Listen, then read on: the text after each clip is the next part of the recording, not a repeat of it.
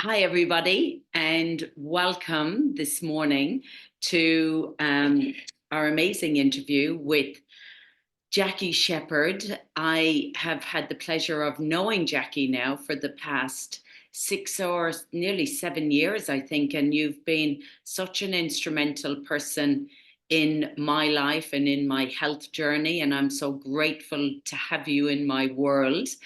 Um, and I just want to let people know Jacqui is an author. Jacqui has dived into science before Google even came along. So she was the lady in the big old library with the big old science journals and books, and had a fascination with science from such a young age, with a curious mind of, but why is that? And why is that? Um, and I am just so grateful for this woman. So she has written a book called The Silent Killer: Overcoming Emotional, Mental, and Addictive Disorders, and she's currently writing a book at the moment, which is going to be nearly finished this year, calling, I believe it's Overcoming ADD, ADHD, and Autism. So, Jacqui, it's a pleasure having you. We've also got Candice Foy on this morning as well, that will be asking questions with Jacqui as well. Candice has been my business partner for the past nearly 4 years, and was a physiotherapist for nearly 20 years in Canada, and now helps children, neurodivergent, all sorts of people with activation. So welcome, ladies. Really happy to have you both here. So Jacqui, over to you first. I'd love you to share with me a bit about your journey, how the fascination came about with the science and the exploring of, how the body hijacks the mind. Gee, I would love to. And I know you're going by your beautiful Irish name now, but you're going to have to personally teach me how to pronounce it. But I Yeah. can say to all of you, I so love and admire and respect G. She's the one that needs to be writing a book right now about her own journey and just so many amazing things. Yeah, I became interested first in how nutrition affects behavior. 1967, not a lot of information out there. Early 80s, we moved to Atlanta. I met a research pediatrician. Finding out that I was a teacher, asked me, what do you think about these new diagnoses, ADD, ADHD, and autism? And he said, you think we have better diagnostic tools or more of those children? I said, we definitely have more. He said, what do you think it is? And I said, I think there's something in their body that's affecting their mind. And that's when he said, will you help me? The only thing I had to offer to him is what you might call test animals in the laboratory. I was teaching some elementary students at the time. I'm a high school teacher, but I was tutoring them in reading. And he wanted to check what's wrong in their bodies. So actually, that was my first foray. He poured so much into me. I didn't know he had melanoma and was on a short chain even then. So he just filled me. Every time I would come to my office, it was just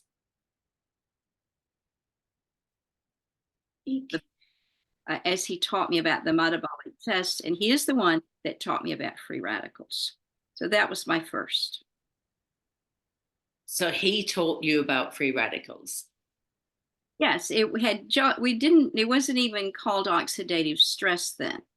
They were just beginning to talk about free radicals. And he was way out there in research. So no one else was talking about it. And when he taught me, he took a little prescription pad, drew, a little molecule with free radicals, and explained that it was the cause of disease as well as mental and emotional disorders. And how long ago was that, Jacqui? The early 80s, I want to say maybe 1982 Wow. or 83. Wow. It was a long time, and actually you didn't talk about free radicals to a lot of people because they really thought you were off your rocker then. So Candice, had you ever heard of free radicals being a physiotherapist? And yeah, no, thank you for sharing that, Jacqui, because I graduated in 1998 with my physical therapy degree, and literally my first job was at the Children's Hospital, and they were like literally having meetings talking about these neurodivergent kids and what does that look like and how do we categorize them, because it just was becoming more and more prevalent. So yeah, no, I didn't hear about oxidative stress until probably about 5 years ago.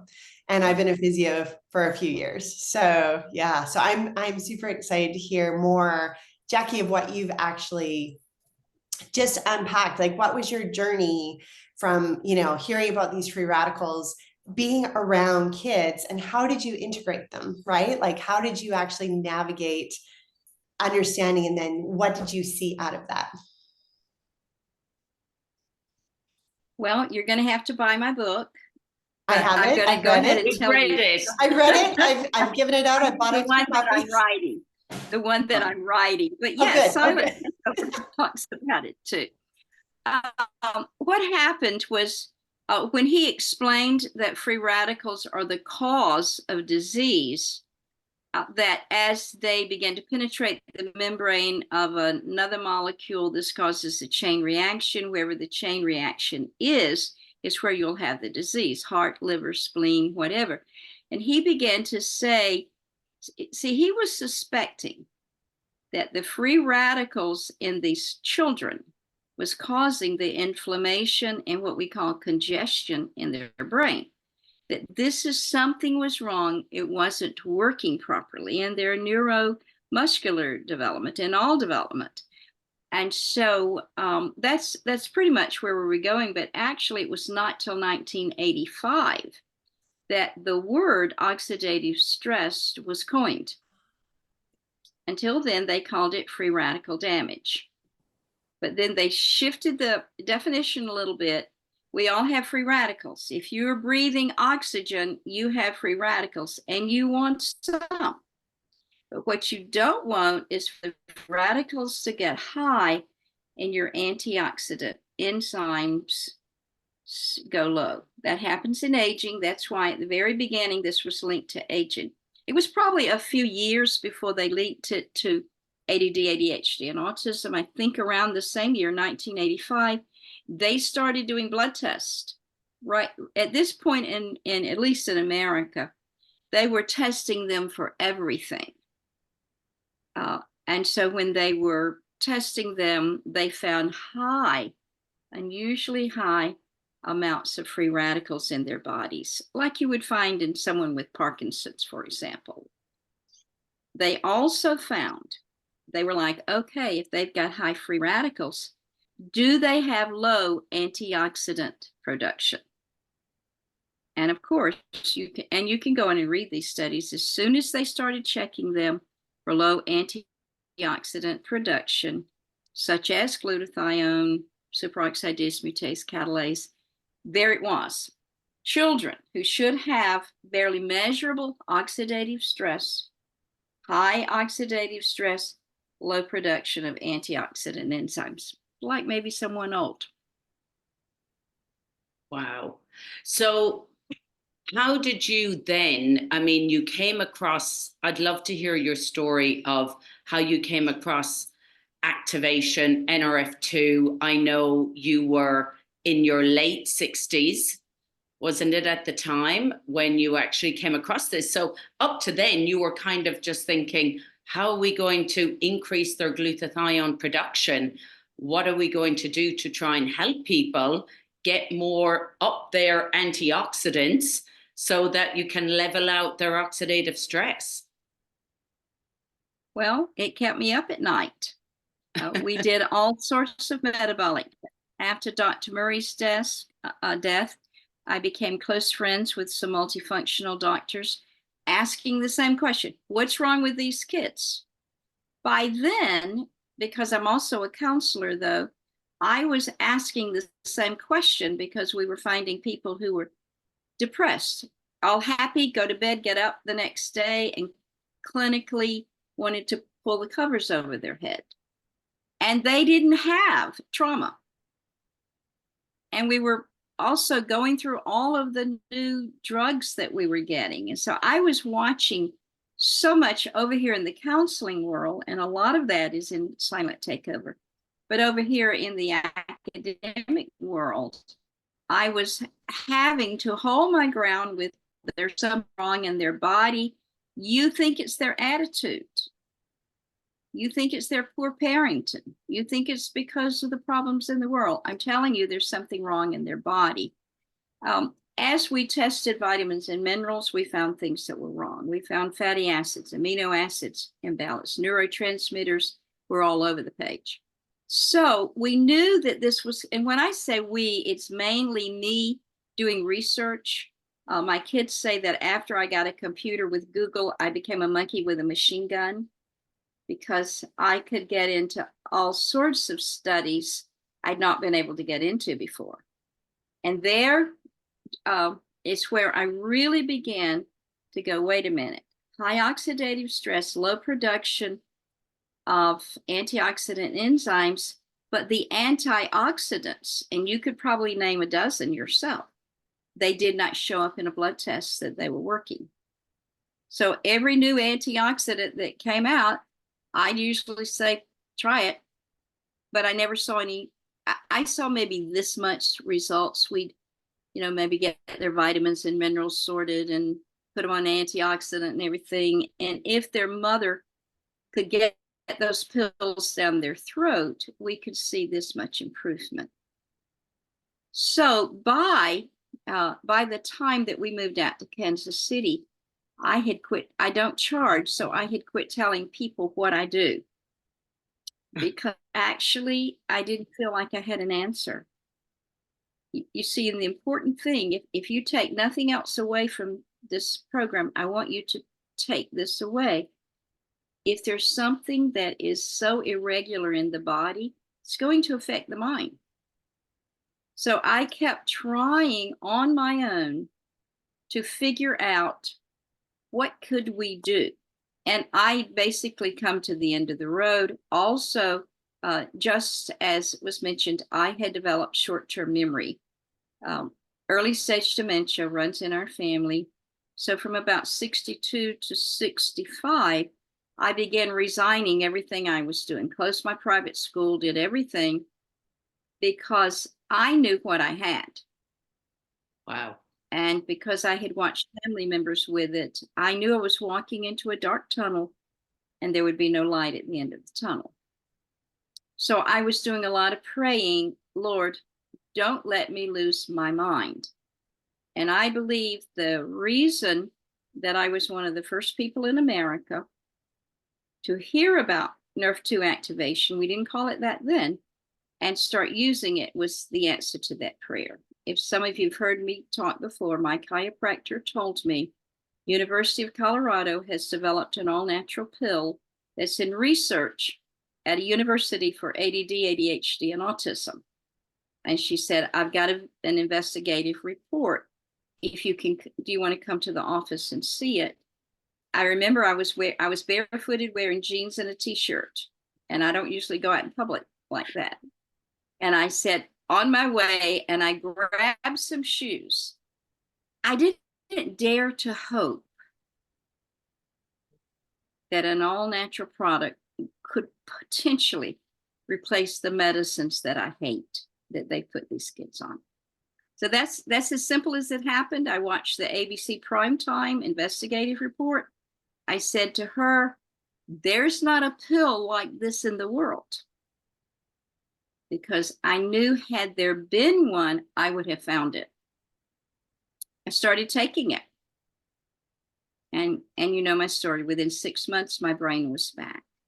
Wow. So yeah. That's amazing. In that research, so I'll answer your question there.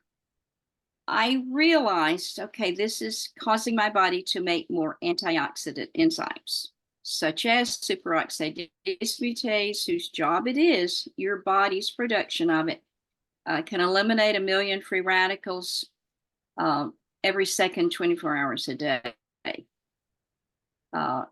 And then I was studying glutathione. We'd had all sorts of things about glutathione. There were even lotions with glutathione in them to help kids, and shots and oral and IVs. It didn't last. You can get on YouTube and look at all this. So one day I realized I had started putting former students on what we called Protandim. And they were calling me, telling me all sorts of things. And I was, wait a minute. So I walked into my den one night and I said, honey, it's got to be the glutathione. And he said, yes, darling. He certainly did not want me to tell him why I thought that.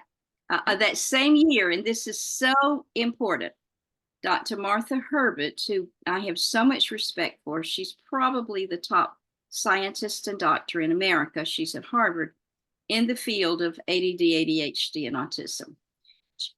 About the time that I was going, wait a minute, this pill is making them make more glutathione. It's working. It is absolutely working. Then she does an eye chat. You can look it up.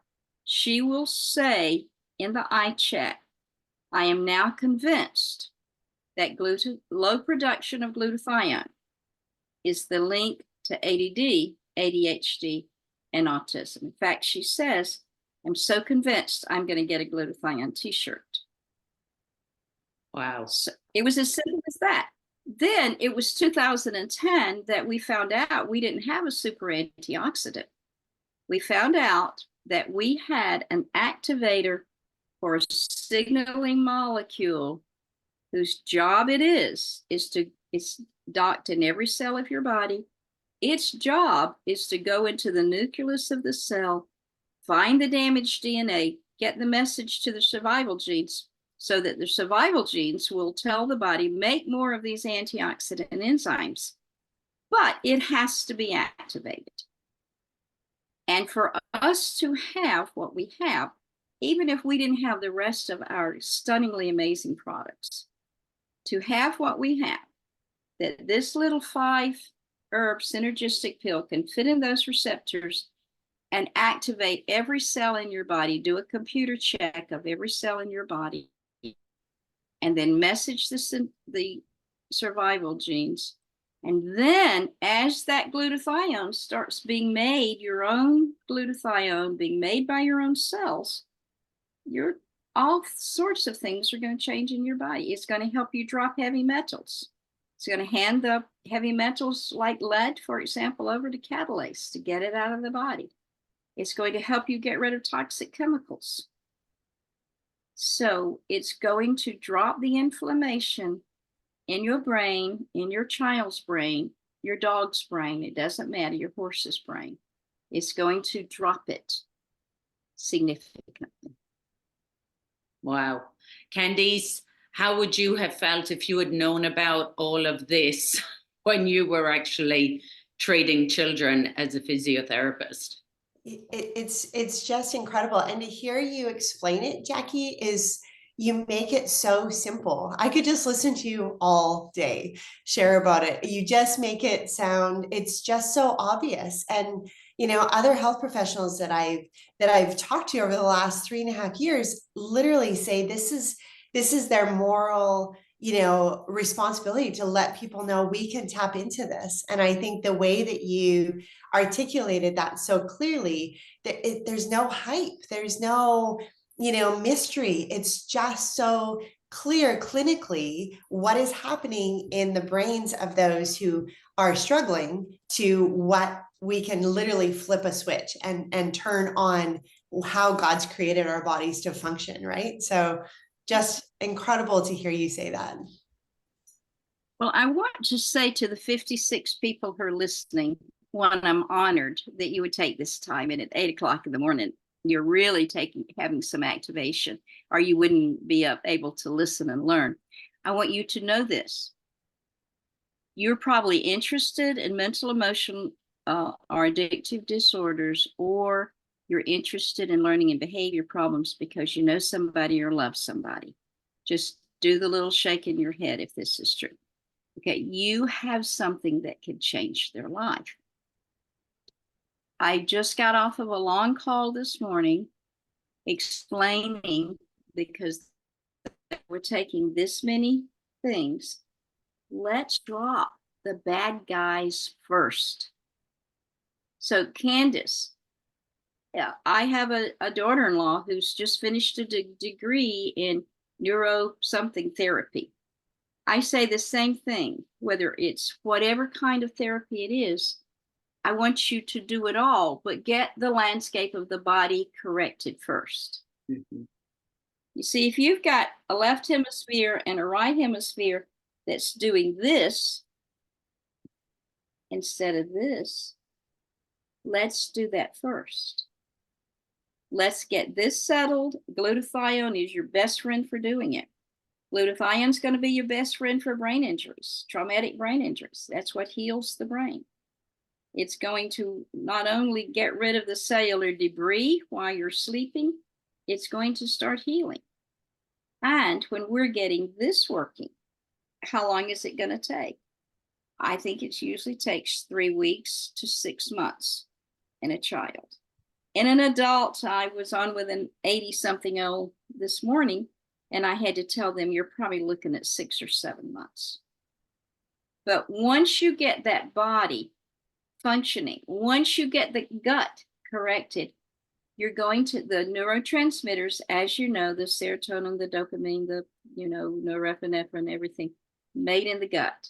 Then if you got your gut corrected, and this is going to go a long way toward it, you're going to be making neurotransmitters, and they're going to be balancing.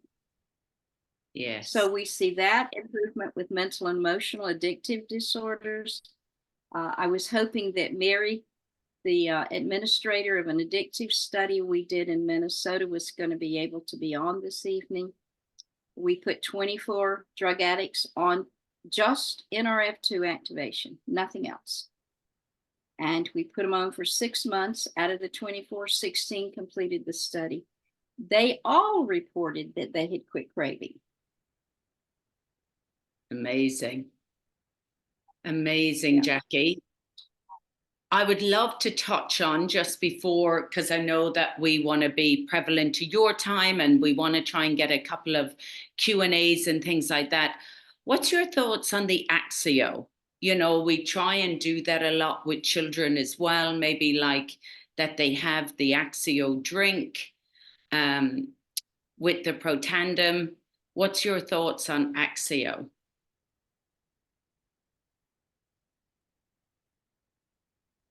Do you want me to answer that? Yeah. Or did you call? Yeah, you can. Yes, I'm so Yeah. sorry. I thought you were asking someone else. My phone went blip. You have to separate it by, I would say, 2 to 6 hours, because that little tiny green tea in your Axio can ruin the synergy in your NRF2 activation, because there's green tea in both. And this was straight from the horse's mouth, Dr. McCord. Separate it if the same ingredients are in 2 products. The most powerful thing that I think, well, those of you, I know you love Axio. It was developed for triathletes for muscle recovery and mental focus. I think the best, if you want to get on YouTube and watch Dr. Jeff Fanning with brain mapping, he shows the use of NRF1, NRF2, and Axio. And he shows how the brain normalizes. For him, it was in 12 days. Why is that? It's because the mitochondria is in such disarray with ADD, ADHD, and autism, as well as mental and emotional disorders. The mitochondria is so challenged. So not only are you lowering the oxidative stress, increasing the production of antioxidant enzymes, you are making new mitochondria. Now, typically in a normal healthy child, we have normal healthy mitochondria. You think of how many children now are being born with mitochondrial defects. So young mothers, get that mitochondria in your own body sorted out, and then maybe your baby will have a better chance. So we are actually, if you can increase the production of mitochondria or revitalize challenged mitochondria. The number one thing that's challenging your mitochondria is your electromagnetic fields. You think about these babies. They are born from wombs. Any baby that's born now already overexposed to electromagnetic fields. Yeah. So what if you can change that? And for people who talk about it being too expensive, yeah, our products are expensive. The economy's bad and our products are expensive. But quit buying whatever you've got to quit buying to get these down into your family. You know, I heard Dr. Silverman talk about that she was on a quest, the Russian doctor in Canada, and she said, I want to see Protandim, like salt and pepper, on every single table, in every single home, everyone. So a lot of people think, oh, I'll get it for my child or I'll get it. But if they can afford nothing and can go for one, it's Protandim, NRF2 for everyone in the house. And children, Candice, like with the proportions, with kids, it goes on a weightage, isn't it? Yeah, so Chief Pediatrician has given dosages. You could probably speak to that as well, Jacqui, just in terms of based on weight for kids, so that they don't need a full tablet. They can actually, metabolize, and they only need maybe a quarter of a tablet or a half a tablet. So you've probably found that as well, Jacqui. Do you find that it's better to do a specific time of day for kids with that kind of dosing, or twice a day? You all can imagine me when I had access to just sit and talk with Dr. McCord. It was just, and one of the things he said was a third of a pill for 20 pounds. Third of a pill for 20 pounds. Okay. So Hello, at how are 60 you? pounds, you'll have to convert to Australian. At All right. 60 pounds, you can take a pill. Yes. Yeah. Yes. I don't know. Do you do pounds in Australia or stones? It would be about 8 kilos. 8 kilos for 20 pounds. Okay. Yeah. So I think just to be prevalent to time, we might turn off the recording and then we might get some of the juicy bits, hear some amazing testimonials, and have any Q&A that we can have here. So I'm just going to turn that off.